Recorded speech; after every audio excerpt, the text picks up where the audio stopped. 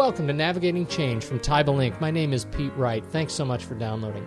This week, Howard Teibel and I had the great pleasure of sitting down with John Eldert, VP of Administration for Berklee College of Music in Boston. Our topic, Building a Vision 2020, Strategic Planning in Higher Education. Now, the thesis is this. Academic planning has been forced to take more of a business approach to strategic planning. But that approach doesn't lend itself particularly well to higher education, with many lines of parallel activities, complex vision, and an environment that is often more decentralized and self-directed. John and Howard have been working together to drive this conversation around adapting what works in business to what is needed in higher education. We talked for about an hour, and we'll be presenting this conversation in 4 parts beginning this week. As such, make sure you visit us at teibelinc.com/podcast and subscribe to the show for free in the iTunes podcast directory. Just click on the Subscribe in iTunes button on our site to ensure you don't miss a single episode. So, without further ado, I'm thrilled to present our conversation with John Eldert and Howard Teibel on Building Your Vision 2020. I've known John sort of indirectly for many years, having participated in a national organization. And then at one point at Home Depot, I look over and there he is, and we didn't know each other that well. And I said, John, because I recognize him immediately. And then next thing you know, we start talking, and he shares with me some of his concepts. And what's very compelling for me is that John has put together, I think, a way of thinking about how you execute on a vision in a way that we've talked about in the past, balanced scorecard, but I think makes it more real, and I think is a very important approach if we're really going to talk about making change in higher education. If we could just start off at the very highest level, how do you both interpret what it means to build a vision in higher ed? Well, my thinking about this, Pete, has gone back many years now. I was CFO at Berklee College, which at the time, and still is, ranked number 1 in entrepreneurial management education. And of course, we would do a lot of strategic planning sessions there along the corporate model. And corporate planning, generally is for a business that's very monoline, very focused, very bottom line accountable. And it was sort of an out-of-body experience as we're going through the standard SWOT, strength, weakness, opportunity, threat type analysis in planning for Babson as an organization in the context of its niche, in realizing that how incomplete that kind of a planning process was in capturing the essential complexities and richness of a typical college campus, because colleges are massively multi-line. And even Babson is, as a business specialty school, is extremely monoline, but also has, very extensive student life and athletics and cultural attributes and graduate programs and exec ed programs. And so the planning turned out to be really, you're not planning for one thing, you're planning for parallel coordination of many things. And then as we got farther into that, being of I'm actually trained as an oceanographer, so I have a scientific mind about this stuff. So I kept listening to the terms being used and realized there wasn't a consistent shared set of definitions about any of the words that the planning folks were using or the management folks were using. And that, of course, leads to a lot of non-communication because people are both using the word goal in their meanings, but they don't have any idea that what they mean by a goal or an objective or external scan means quite different things to the people they're talking to. So they're having skew or parallel conversations, not actually having a mutual conversation. And that got me into trying to think through rigorously what are the definitions of these terms that are in common use in planning, and what are the relationships between them, sort of graphically and dynamically. Because when I was at MIT, at the Sloan School, I was studying management science, where you're dealing with the dynamics of decision making and the interplay of decisions and the intended and unintended consequences of that. So there was a real lack of connection between what I was hearing and seeing in these planning presentations and any kind of shared understanding of what was really going on or what could have been going on. It seems to me, and I'll count on both of your expertise to check me. It seems to me that it would be impossible to have a discussion like this, particularly when you're talking about, how to translate issues related to and for planning in higher education, as they are, as you said, adopted from the more monoline business background, the for-profit sort of public organization background, without saying, here's an exploration of the new pressures of higher education, the increasing competition, frankly, from for-profit education that's coming in and really changing the dynamic of the entire space.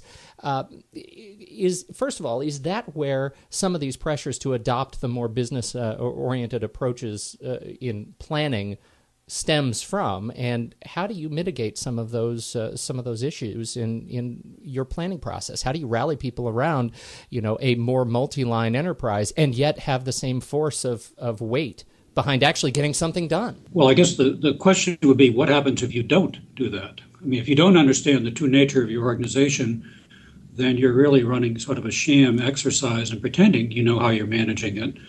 But the effectiveness of what you're doing, without the absence of a coherent, complete, and rich enough vision, any interpretation of that vision would suffice as a basis for action. So if I think I know what the vision for the college is, but I only think that because I've seen a very concise paragraph that talks about we're going to be the leader in contemporary entrepreneurial management or the leader in contemporary music as a career, then I'm free to interpret that all kinds of ways as the basis for my actions. If we have a vision that is much more complete and rich, that I can be enveloped in, then I would really understand the intent of those phrases. And so the gap lies in, at the trustee level, I've got a very tight little phrase, and at the manager and staff and faculty level, where that phrase can mean almost anything, so therefore it means nothing.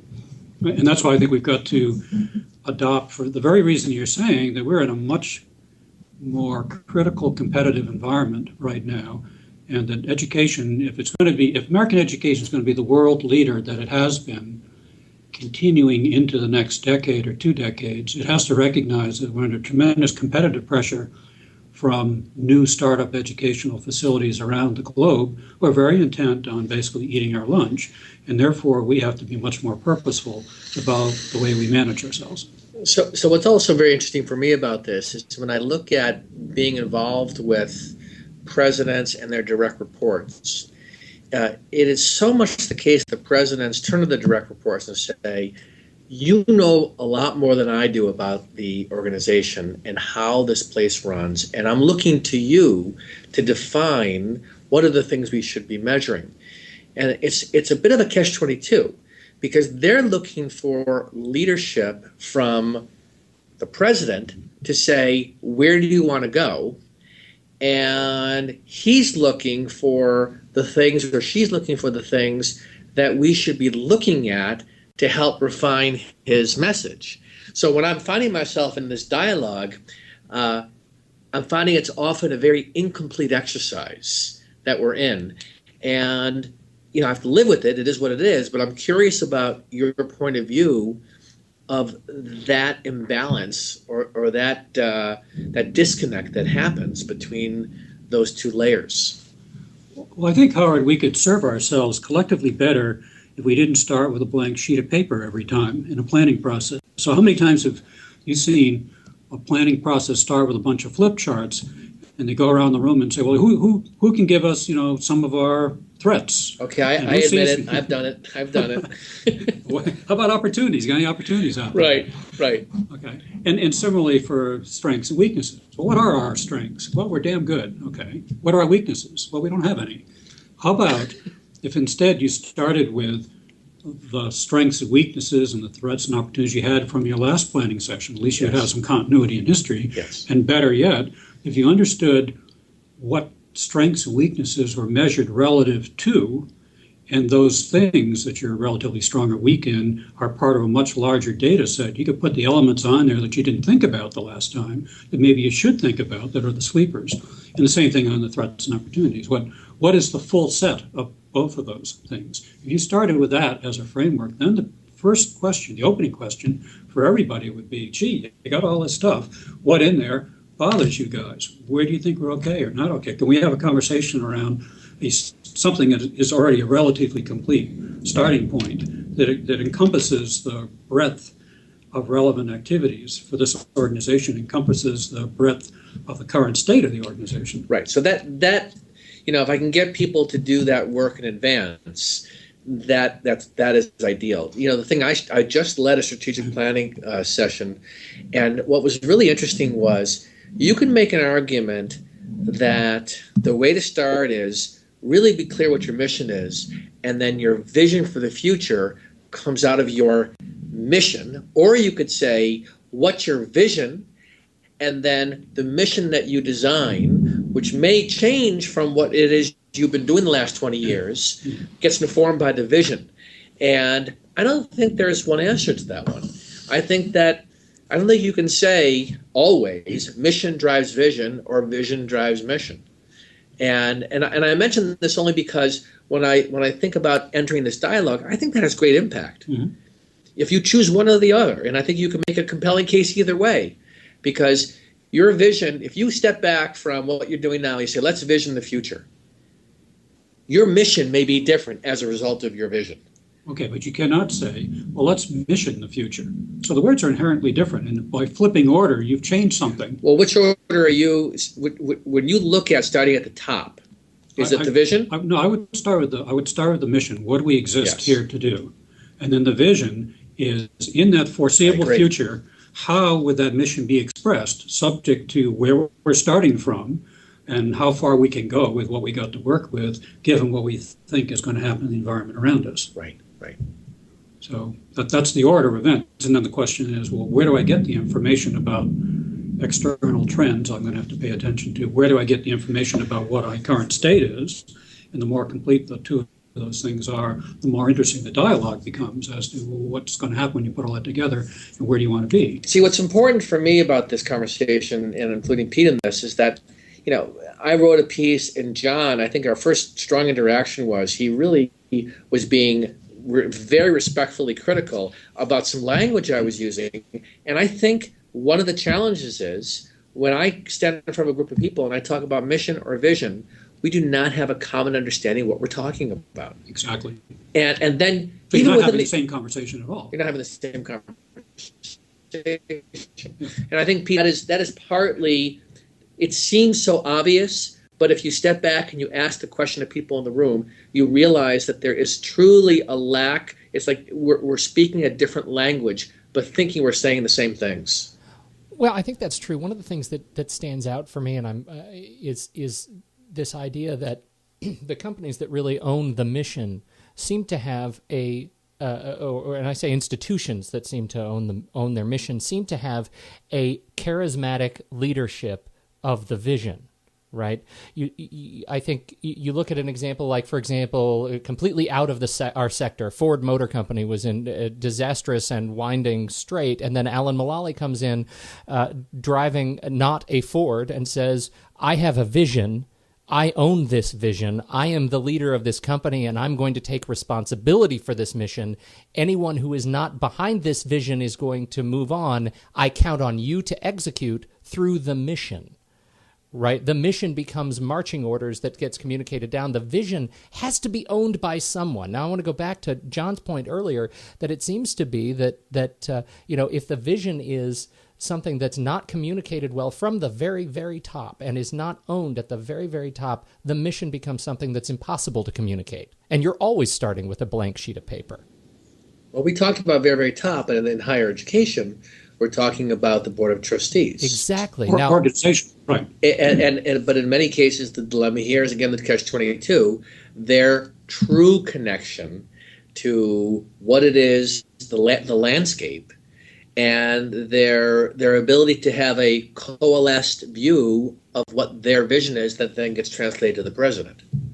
Which seems to me to be an area of which is why you see educational institutions that can so easily and quickly spin into this state of confusion, in the absence of a cohesive and well communicative board of trustees.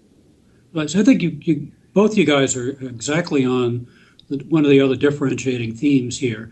That in a corporation monoline or with multiple divisions, made of monolines, basically it's a command and control culture for the most part, and people generally get told what the program is, what they're supposed to do, what the desired outcomes are.